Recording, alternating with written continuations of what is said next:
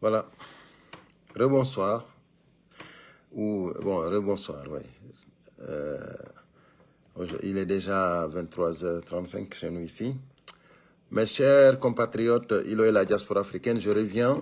Voilà, parce que, voilà, il y a des informations qui tombent. Le CNRD prépare, recrute des magistrats pour la République mandingue. Voilà. Ceux qui dorment n'ont qu'à se réveiller. Hein. Voilà. Et ceux qui pensent que le CNRD, c'est eux maintenant qui disposent, c'est eux qui ont la destinée de tout le monde, vous vous trompez, hein, vous vous trompez. Le CNRD, ils ne savent même pas que Doumbouya est en train de leurrer, quoi, sincèrement.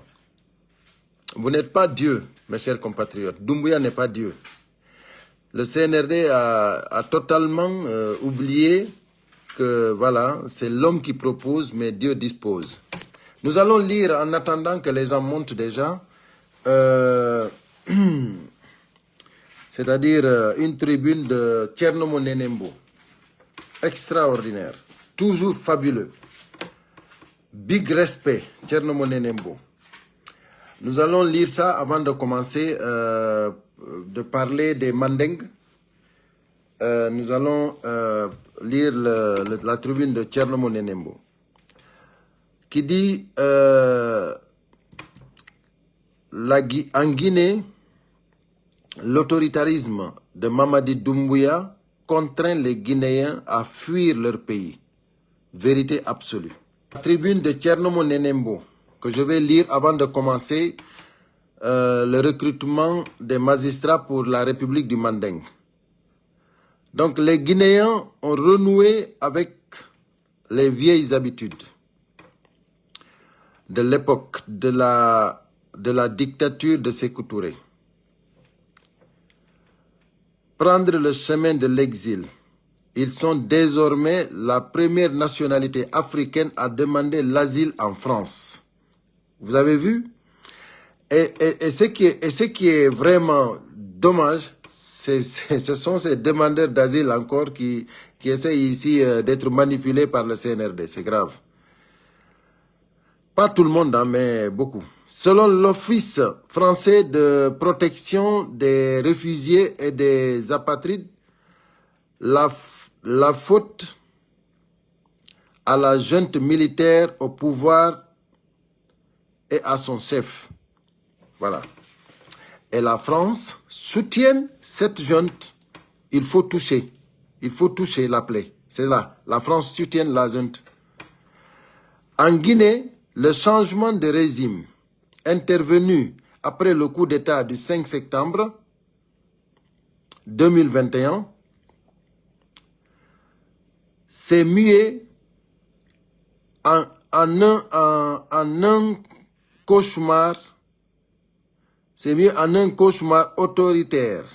Mamadi Doumbouya, l'autoproclamé président de la transition, a révélé son vrai visage. Celui d'un despote dont la brutalité pousse des milliers de Guinéens à fuir leur pays. À preuve, le dernier rapport de l'Office français de la protection des réfugiés et apatrides, l'OFRA, est sans appel, avec 11 336 demandes d'asile en France en seulement 2024, en hausse de près de 50% en un an. La Guinée se hisse au premier rang des pays africains pour les demandes d'asile, devançant la République démocratique du Congo. Incroyable. Au Congo, il y a la guerre. Au Congo, c'est-à-dire, le pays n'est pas stable. Au Congo, c'est dangereux.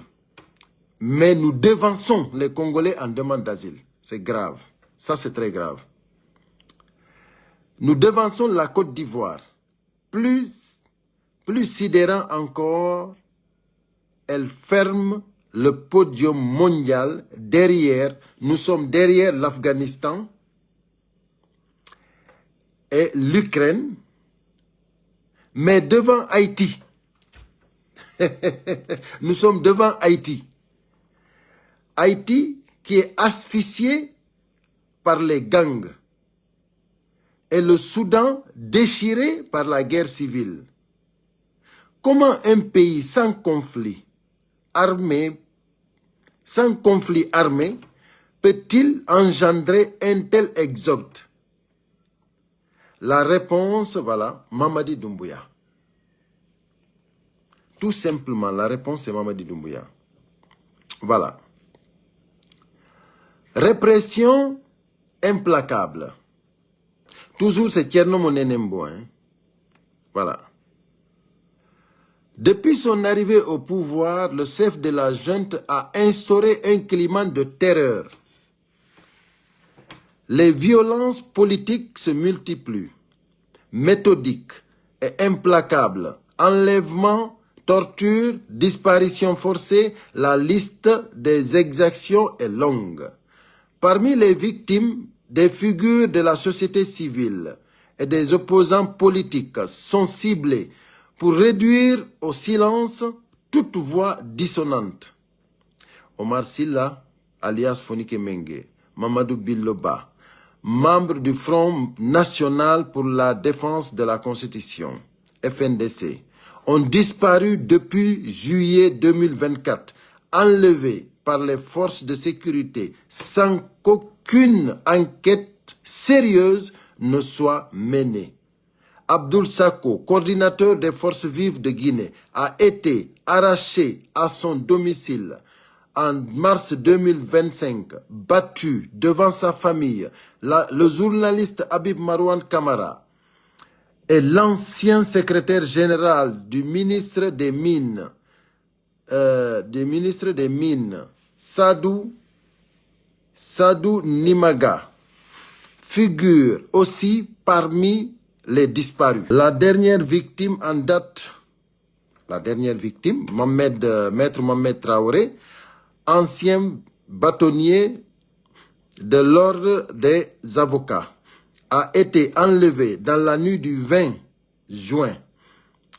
au 21 juin 2025, giflé devant ses enfants, puis torturé, son dos lacéré de 500 coups de fouet, selon les témoignages.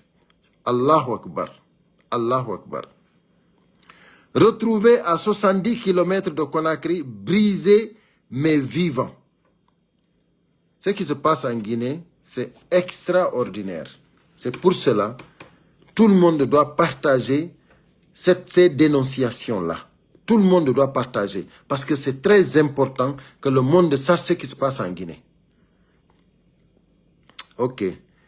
Il incarne la barbarie d'un régime qui n'épargne ni les avocats, ni les journalistes, défenseurs des droits humains.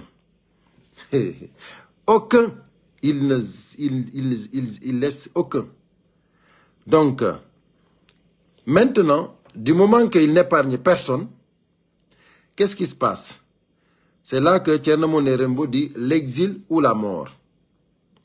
Donc, les leaders politiques, eux, ont été contraints à l'exil pour échapper à la prison et à la mort. C'est Loudalen Diallo, chef de l'Union des forces démocratiques de Guinée, et d'autres figures comme Sidia Touré ou Lansana Kouyaté, ont fui un pays où la moindre critique de la junte peut conduire à la morgue. Les manifestations sont interdites depuis mai 2022. Les médias indépendants comme Dioma FM, Espace FM, Évasion TV sont réduites. Mirador, ainsi de suite. Et l'accès à l'Internet est régulièrement restreint. Plus de 50 partis politiques ont été dissous en octobre 2024 dans une opération visant à éradiquer toute opposition, comme ne pas vouloir fuir comment ne pas vouloir fuir un pays où la liberté d'expression constitue un crime. Ah, Thierno Monenembo, merci beaucoup le doyen. Merci beaucoup Thierno Monenembo. Merci pour ces plumes. C'est extraordinaire. C'est toujours avec vraiment fierté que moi je lis Thierno Monenembo. Où la dissidence est synonyme de danger de mort. Ces 11 336 demandes d'asile en France ne sont que la partie visible de milliers de Guinéens se sont réfugiés dans les pays voisins. Sénégal, Côte d'Ivoire, Sierra Leone, où les chiffres sont moins visibles. Voilà, là-bas, les chiffres sont moins visibles. Et c'est effectivement tout aussi alarmant. Voilà. Donc, à peu près, c'est ce que Thierno Monenembo nous a fait savoir ici. Nous allons, parce qu'on en a, on doit parler de, comment dirais-je, pour ne pas trop allonger le live, nous devons parler du recrutement des magistrats que les Mandingues sont en train de faire. Voilà.